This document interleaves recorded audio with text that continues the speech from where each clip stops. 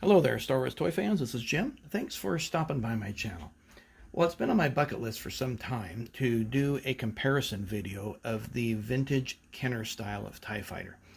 Hasbro's produced some recent variations, and the three that you see on the table are all from the 70s and 80s. Looking here off to the left, you see the 1978 white TIE Fighter that was produced until 1982.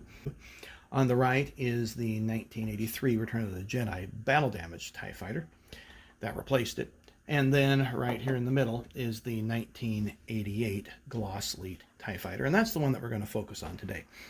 Now, I will be doing some comparison videos between that produced by Hasbro. You can kind of see, you sneak out of the corner, there's my Hasbro ones, as well as a separate video on the history of Glasslite.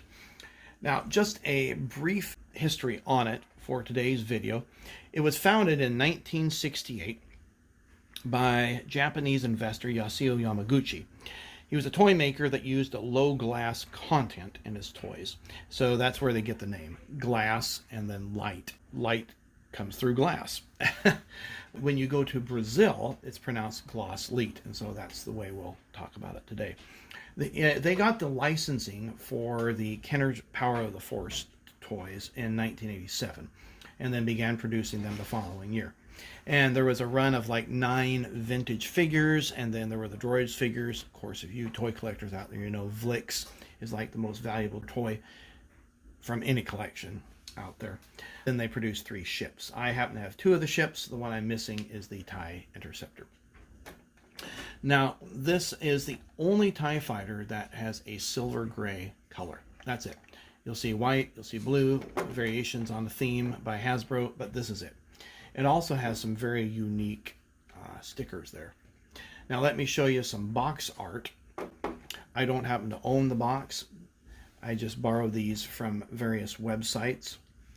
It's very beautiful box art, and the boxes are unique as well. You can get these through reproduction through replicator boxes out of the UK.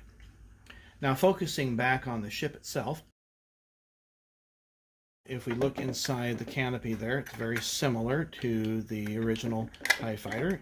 You have your seat that goes up and down, and you'll see the later style canopy, so it's one that has the slots in it, similar to the Return of the Jedi one there. The wings do pop off, so we have our little buttons there. And then let's take a look at the battery compartment here for the electronics. So the battery compartment has the same copyright dates as 1978, but there happens to be a difference in the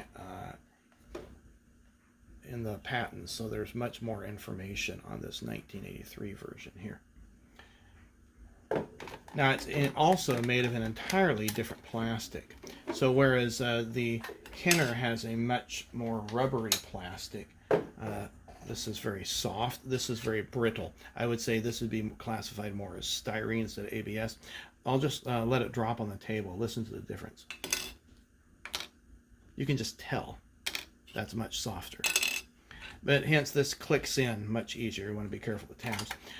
This is in remarkably good condition. I mean, look, there's no corrosion there in the battery compartment. You can see where the sticker is. And then we'll go ahead and put the batteries in. It's got quite an obnoxious sounding motor.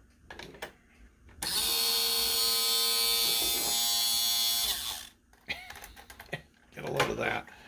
Now, it's pretty sensitive. Sensitive button there. Incidentally, there is no light.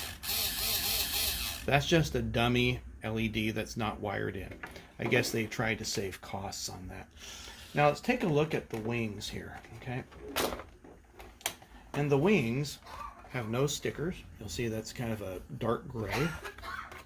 Very reminiscent of, say the 1995 Power of the Force wing that Hasbro produced. Now we'll compare the two, and you'll see here's the battle damaged. Very similar type of artwork on that. Now here is the Hasbro one on my right, and it's just kind of like this. It's a lot like the Evolution.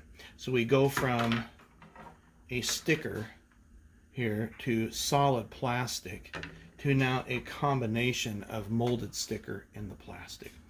This is why I like to collect the variants, because you can kind of see the progression throughout the years.